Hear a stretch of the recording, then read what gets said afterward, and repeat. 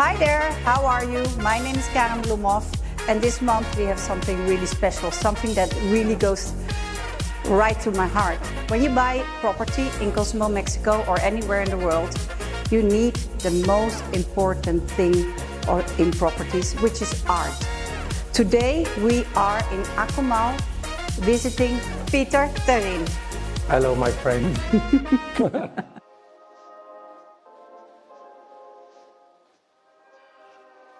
My name is Peter Terrin. I'm originally from Belgium. I came to Mexico in 2006, just after Wilma and that other big hurricane. I was working in the hotel industry, and 2 years after living in Mexico, I decided to quit my job and to go full-time for my big dream, which was becoming an artist. I struggled for 3-4 years. But with a bit of luck and with meeting the right people, I slowly started to sell, and I started to sell really well, started to sell worldwide, and then this is where I am today, 16, 17 years later. No, 19 actually, I'm 19 years already in Mexico. I'm living here now in the jungle in Akumal. I have my art gallery, my art studio, and my house, and I ship all over the world. So your house is wonderful. Thank you. I hope we can show you shots, because this is an inspiration. What I also think that's an inspiration, the beginning, what you did on 5th Street. Tell me about 5th Street. How did you sell there?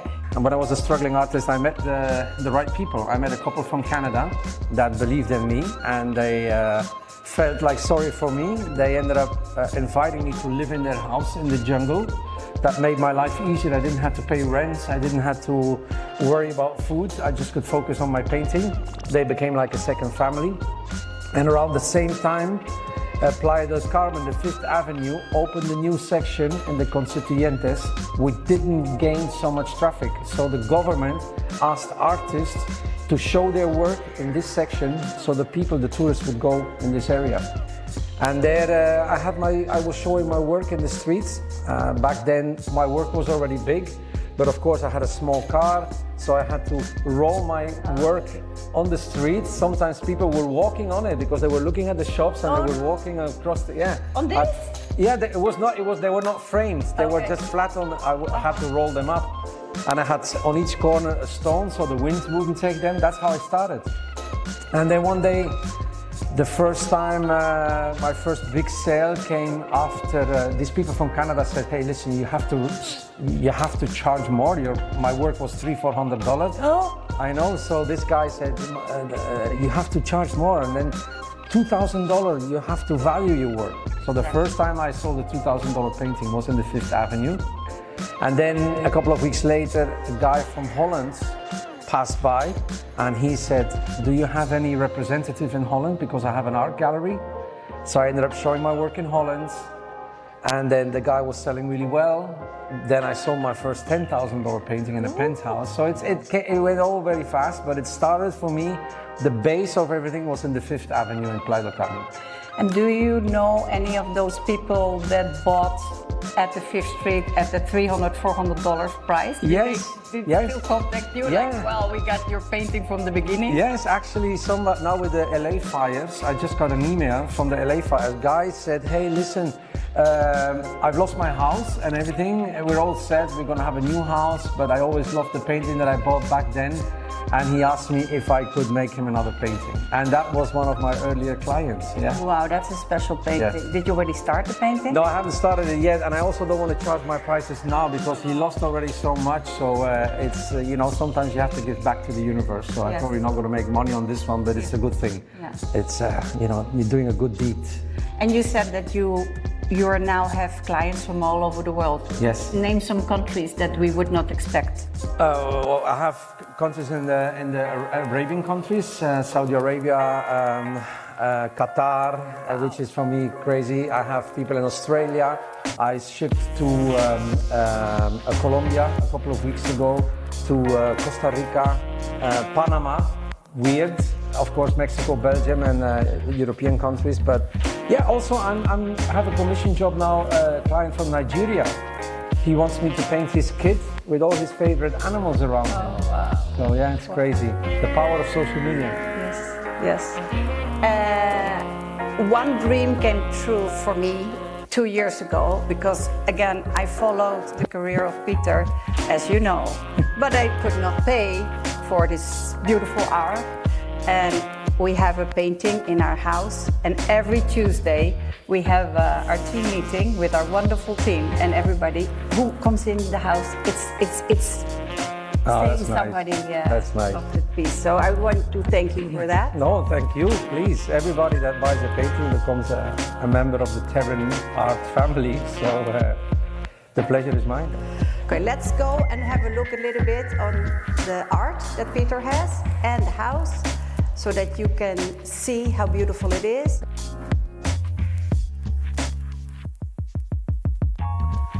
So this series I did of my cartoon childhood heroes is actually in honor of my childhood. I paint with big palette knives. I paint with acrylic paints. I love to paint big, because when I was working in the hotel industry, I had to design sets for the shows, for the theaters. So everything was big. So when I quit my job, I was so used to painting big that my art still is big, you know. This is a bit my art, you see, very colorful. I used to paint more neutral colors, but if there's one thing I learned in Mexico is the use of colors. Mexico has given me colors, you know. You go into the streets, you go to the villages, everything is painted in these crazy colors, and I love this about this country. So yeah, this is a bit my art. I also paint close to my natural surroundings, where I live in the jungle, where we have lots of birds and lots of animals. So this is then also another one, which is the famous rooster, which Mexican people love. I don't know exactly why it is with roosters in Mexico, but it works. So this is one I painted last week. I really like how my style comes out when I paint birds. I don't know if it's the palette knives that reflects really well that the feathers, I don't know, but I love painting parrots, I love painting roosters, birds. It goes well with my style. So you've seen a bit all now. You see my pop arty cartoons, you see my faces, and you see my my nature theme paintings, and that's about it. This is the art of Peter Terrin.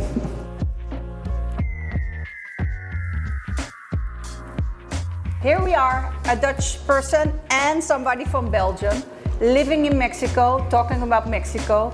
Can you tell us a little bit how it is from your perspective, because I know from my perspective, how it is to live in Mexico?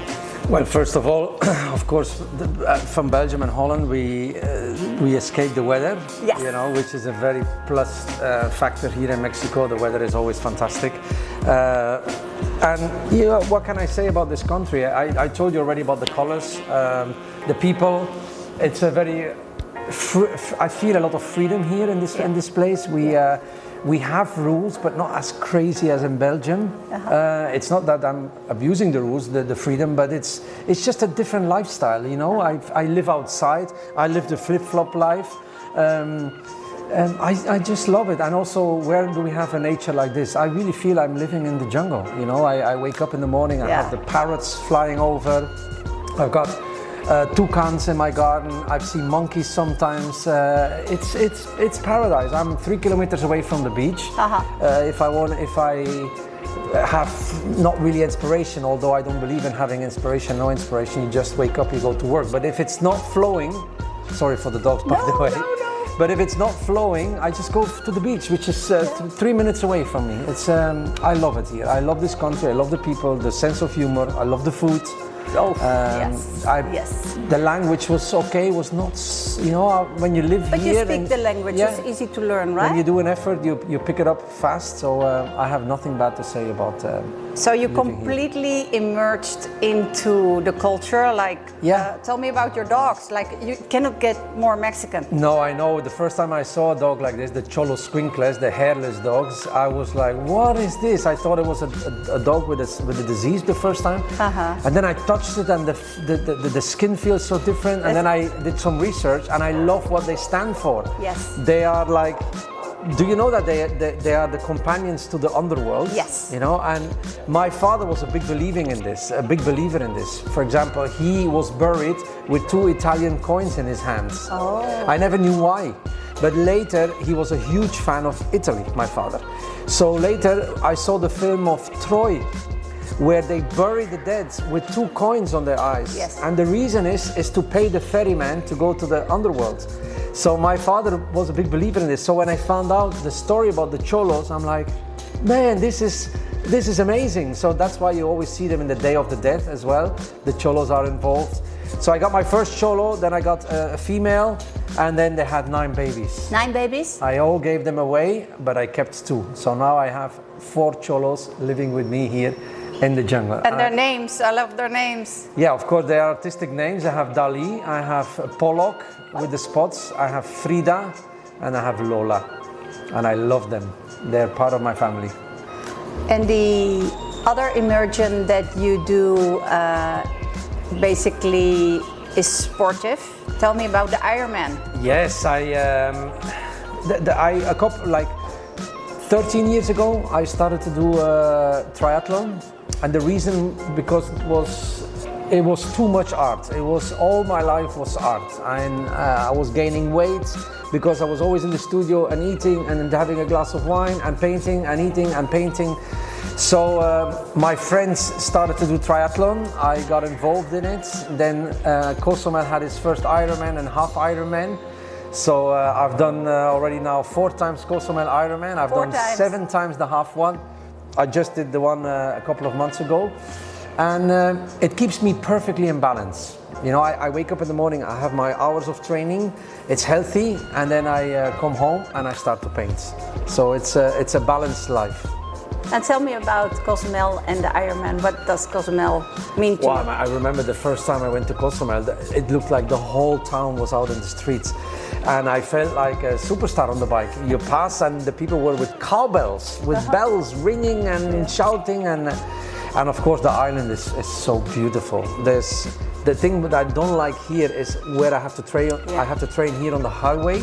So often I go to Cozumel, take the ferry, I go around the island. There's a section of 25 kilometers where it's just ocean and jungle, and it's no cars. It is incredible. So I got up and down, and I have a perfect training there. The weather is mostly always good. It's always with the wind in the favor, and then on the way back is the wind against it. So it's a perfect training ground for me. I love going to Cozumel for that reason as well. We see a lot of people on the ferry in the weekends, like from the mainland, going to the... If you want to leave your bike in Cozumel... Oh, well, I need my bike at the week here, you know. One there, one here, you come over. Well, okay, that could be a solution.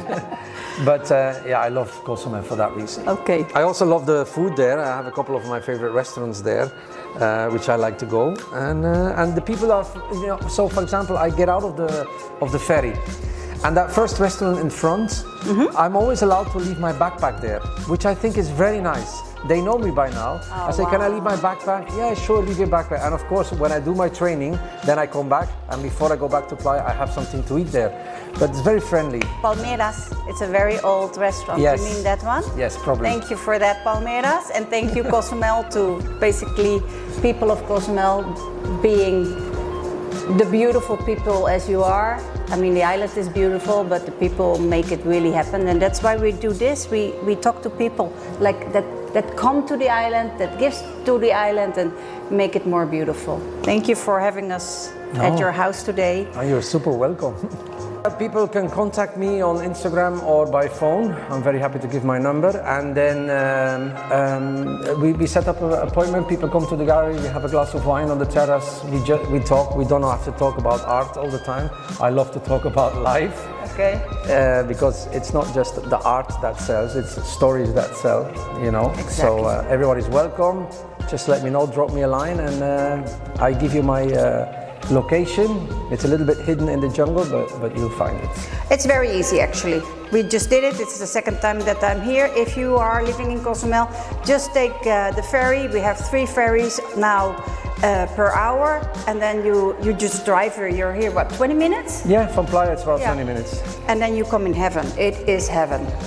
Well, thank you for joining us today in my favorite topic, art, color, Mexico. in this special, beautiful atelier. So we can do two things. You can just click and contact Peter directly, or call me. Please, please, please call me and I go with you and we have a coffee or a wine in this location.